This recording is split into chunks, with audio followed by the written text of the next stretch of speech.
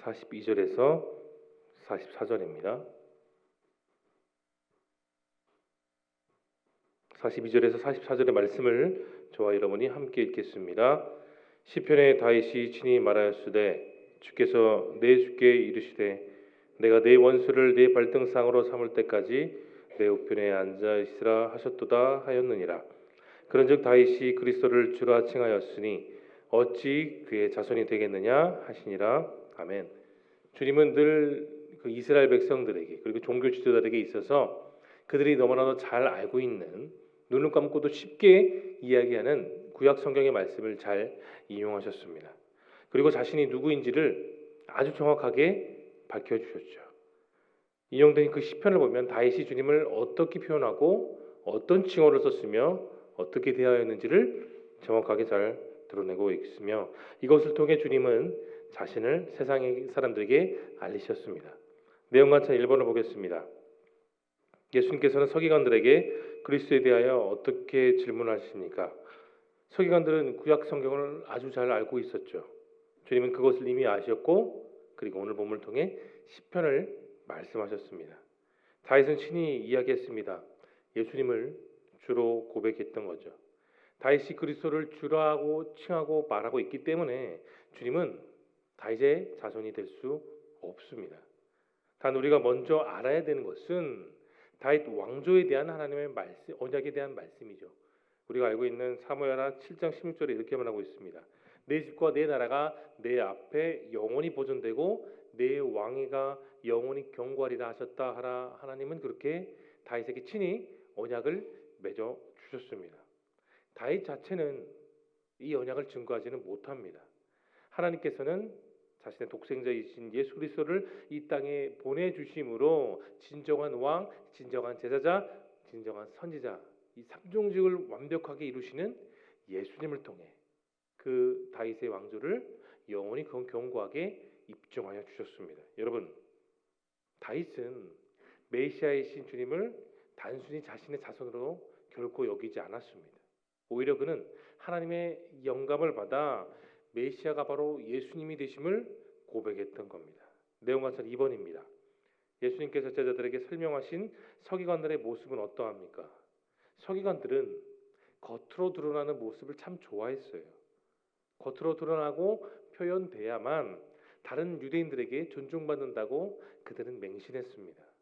그들의 모습이 담긴 오늘 본문의 말씀을 여러분, 우리가 44절까지만 읽었지만 45절부터 47절의 말씀을 보면 그들의 그 외식적인 모습이 적나라하게 드러났습니다. 그런 내용이 그렇게 담겨져 있죠. 종교 지도자들은 다른 사람들에게 주목받기 위해서 큰 거리와 시장에 나아갔습니다. 그리고 그 공개적인 곳에 긴 옷을 입었죠. 평상복을 입은 유대인들이 보기에 서기관들은 권위 있는 옷을 보여주기를 원했던 겁니다. 그래서 사람들이 지나갈 때마다 주변 사람들이 저 긴 옷을 입은 사람은 서기관이라 하고 인식했죠. 그래서 다가가 공손히 예를 갖췄습니다. 그뿐만이 아닙니다. 이들은 회당에서, 쉽게 말해 교회 안에서 높은 자리, 그리고 잔치 자리 같은 높은 상석만 좋아했던 겁니다. 상석을 좋아한다는 의미는 여러분, 명예와 권력을 좋아한다는 것을 특징합니다. 이 당시 잔치나 모임과 같은 자리에서 상석은 특별한 대우를 받는 그런 자리였죠. 종교자들의 그 잘못된 모습은 오늘 우리가 읽지는 않았지만 47절에 보면 정말 더 가관입니다. 이렇게 나와 있어요. 과부의 재산을 탐하고 또 빼앗았습니다.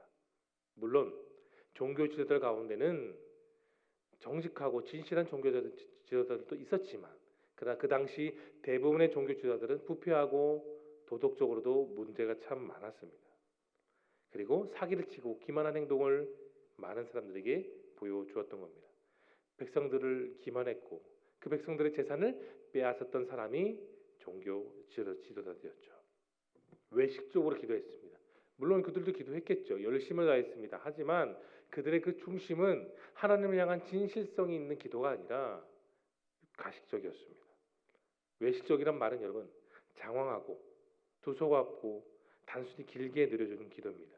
이들의 그 긴 기도는 하나님과의 깊은 대화와 자신 삶에 대한 반성이 아닌 외식적인 것이었습니다. 자, 3번 연구와 묵상을 보겠습니다. 예수님께서 왜 서기관의 모습을 자세히 설명하시며 백성들에게 그들을 멀리하라고 말씀합니까? 47절에서 주님은 이렇게 마무리하세요. 그들이 더 엄중하게 심판을 받을 것이라고 말합니다. 종교 지도자들은 백성들에게 선생들이죠. 선생으로서 유대인들에게 말씀을 따라 바른 삶을 살도록 가르쳐야 되는 의무가 있었지만 그들의 마음은 탐욕스러웠습니다.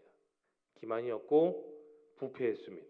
하나님을 기만한 행동을 통해 스스로 그들은 나는 죄인이요라고 고백했던 겁니다. 야고보서 3장 1절, 제가 수요설교에서 했던 말씀인데 야고보서 3장 1절은 우리에게 이렇게 말합니다. 내 형제들아 너희는 선생된 우리가 더 큰 심판을 받을 줄 알고 선생이 많이 되지 말라라고 합니다. 외식적인 선생이 아니라 겸손히 배우고 훈련하는 그런 성도가 될 수 있기를 소망합니다. 교회 안에는 헌신적이고 사랑하고 섬기고 본을 행하는 분들도 많지만 반대의 경우도 충분히 있습니다.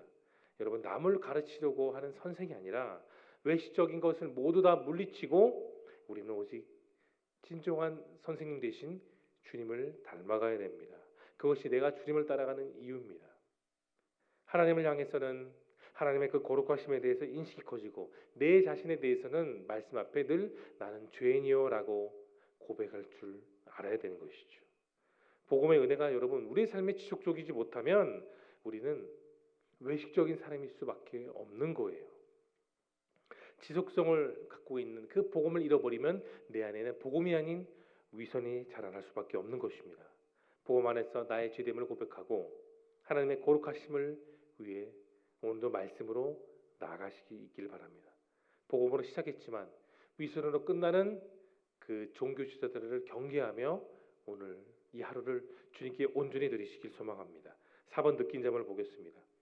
예수님을 그리스도로 인정하지 않고 높은 자리에서 대접받기를 즐긴 교만한 서기관들을 보며 여러분 무엇을 느끼십니까? 여러분 성경은 로마서에서 분명히 말하고 있습니다. 이 땅 가운데 의인은 아무도 없고 모두가 죄인이라고 고백합니다. 그렇기 때문에 우리는 반드시 이 하루하루의 삶 속에서 하나님의 도우심을 받아야 되죠. 하나님은 우리를 돕기를 원하십니다. 그래서 그 아들을 이 땅 가운데 보내시고 말씀 육신 가운데 거하셔서 우리에게 구원자로서 우리에게 영원한 소망자로서 함께하여 주신 것이죠. 주님은 우리를 붙들고 있는 이 교만의 권세에서 우리가 늘 자유롭게 되기를 원하십니다. 따라서 우리는 반드시 늘 하나님과 가까이 있어야 되고 우리 마음속에 숨겨진 그 교만을 말씀 앞에 다 내려놓을 줄 알아야 되는 것입니다. 그리스도의 능력은 열악한 가운데 온전해집니다. 여러분 자신을 연약하다고 인정하지 않는 그런 사람들은 하나님의 도움을 필요하지 않죠. 결국 파멸의 길로 갈 수밖에 없습니다. 그래서 예배의 자리보단 세상의 자리, 세상의 것을 즐기는 것을 그들은 더욱더 원하죠. 반대로 말씀 가운데 늘 자신을 내려놓고 자신의 연약함을 인정하며 주님의 도우심을 구하는 그런 성숙한 성도가 바로 저와 여러분이 될 수 있기를 소망합니다. 적용을 보겠습니다.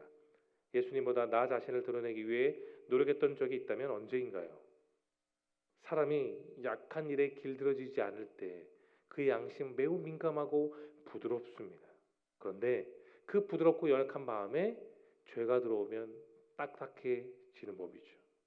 성경을 보면 출애굽기에 나오는 애굽의 왕 바로가 있죠. 그는 하나님께서 분명히 말씀하셨습니다. 그의 마음은 악독하고 딱딱하고 교만하다고 말하고 있습니다. 그래서 그는 출애굽서에 나와 있는 것처럼 하나님과 대항하기 위해 그 완악하고 강팍한 마음으로 하나님 앞에 섰지만 결국은 무너졌죠. 그 증거가 무엇입니까? 그가 그렇게 사랑했던 장자가 그날에 죽었던 겁니다. 못 이어진 그 양심을 깨우기 위해 하나님은 모세를 통해 계속해서 징조를 보여줬지만 그는 결국은 하나님 앞에 어리석음을 보냈습니다. 그렇다면 우리는 어떤 모습인가요? 혹시 우리는 수많은 그 직면해 했던 고난과 역경이 우리의 완악한 양심과 교만 때문은 아니었을까? 저는 그렇게 생각합니다. 만약 그렇다면 우리는 그 완악하고 딱딱해진 마음을 주님 앞에 내려놓고 고백함으로 그 부드러운 양심과 진실한 마음으로 살아가도록 기도해야 될 것입니다. 그럴 때 하나님은 우리를 더욱더 자유롭고 기쁘고 소망의 마음으로 하루를 살게 이끌어 주실 것입니다. 마지막 결단을 보겠습니다. 예수님께서 내 삶의 주인 되심을 겸손히 드러내며 전하기 위해 여러분 무엇을 결단하시겠습니까? 예수님의 제자, 예수님의 자녀가 된다는 것은 겸손하게 그분께 늘 배우고 주님께 늘 나아가며 우리의 삶을 온전히 내어드리는 것입니다. 사람을 통해 일하신 하나님께서 내 주변의 다양한 사람들을 통해 하나님을 더 배우기를 원하십니다. 하나님께 더 나아가기를 주님은 원하고 계십니다. 예수님이 그렇게 겸손하게 사셨던 것처럼 그런 삶 속에서 우리의 그 삶의 현장 가운데 오늘 하나님을 더욱더 드러내시기를 소망합니다. 예수님을 나의 구주로 고백한 그 신앙이 온전한 신앙이 될 수 있게 하기 위해 오늘 우리의 삶을 하나님께 집중하며 나아가는 저와 여러분 모두가 될 수 있기를 예수님의 이름으로 축원합니다. 이 시간 함께 기도하며 나아가겠습니다. 오늘 들은 생명의 말씀을 기억하시며 기도하시고 또 화면에 보이는 기도 제목 첫 번째, 자신을 드러내는 교만이 아닌 주님만을 드러내는 성도의 삶을 살게 하옵소서. 예수님을 나의 삶의 구원자와 삶의 주인으로 모시고 날마다 겸손하게 살아가는 제자가 되게 하옵소서.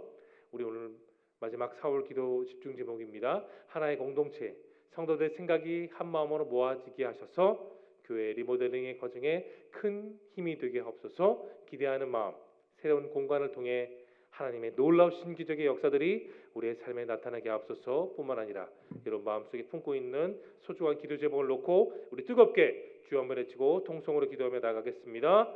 주여